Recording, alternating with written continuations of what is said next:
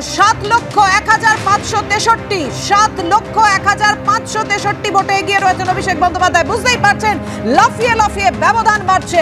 7,01,563 ভোটে এটা কোথায় গিয়ে থামবে সত্যি আমরা বুঝতে পারছি না, কেননা যেভাবে নিজের রেকর্ড নিজেই ভাঙছেন এবং গোটা দেশের মধ্যে এই মুহূর্তে রেকর্ড গড়েছেন অভিষেক বন্দ্যোপাধ্যায়। ডায়মন্ড হারবার লোকসভা কেন্দ্র থেকে 7,01,563, আবার বলছি ফিগারটা 7,01,563 ভোটে এগিয়ে রয়েছেন অভিষেক বন্দ্যোপাধ্যায়।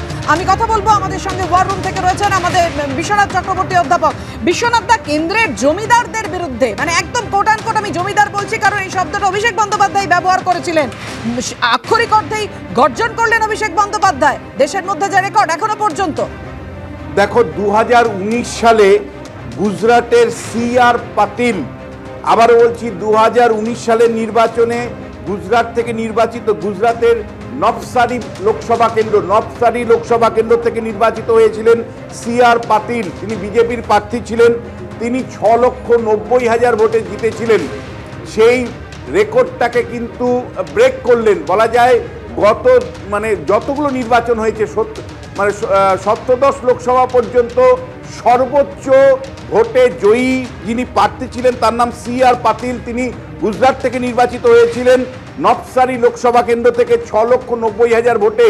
সেই রেকর্ডকে অভিষেক বন্দ্যোপাধ্যায় বলা যায় যে ব্রেক করলেন। তিনি তাকে অতিক্রম করে 7 লাখের ওপরে ভোটে এখন এগিয়ে আছেন।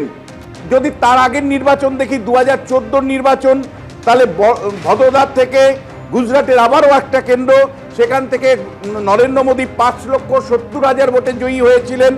এবং তার আগে যদি তুমি দেখো পশ্চিমবাংলায় 2004 সালে 5,90,000 ভোটে আরামবাগ থেকে জয়ী হয়েছিলেন অনিল বসু। প্রত্যেকটা নির্বাচনে যে ব্যাপক জয়, এই জয়ের পরে কিন্তু ভীষণ সমালোচনা হয়েছিল অনিল বসুর ক্ষেত্রে। আমার স্পষ্ট মনে আছে অনিল বসুর ক্ষেত্রে যে জয় হয়েছিল সেই জয়টাকে শ্মশানের শান্তি বলে অনেকেই কিন্তু তুলনা করেছিলেন। এই নির্বাচনেও অভিষেক বন্দ্যোপাধ্যায় 7 লাখ ভোটে জিতেছেন। বিরাট গরিমা, তার দলের গরিমা বাড়িয়েছেন তিনি। কিন্তু মনে রাখবে, একেবারে EVM এর কমিশনিং থেকে, অর্থাৎ EVM কে ঝাড়াই বাছাই করার দিন থেকে বিরোধীদেরকে বাদ দিয়ে এই কাজগুলো করা হয়েছে।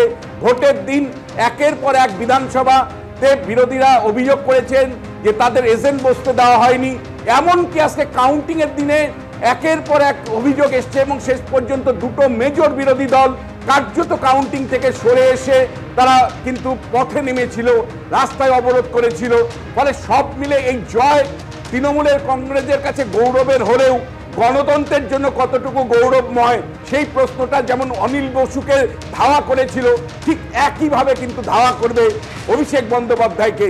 7 লক্ষ ভোটের জয়, নিশ্চয়ই তৃণমূল কংগ্রেস সেটা নিয়ে গর্ব করতে পারে, কিন্তু অনিল বসুর গর্বটা শেষ পর্যন্ত অভিষেক বন্দ্যোপাধ্যায়ের গায়ে লাগে কিনা সেটাই কিন্তু দেখার।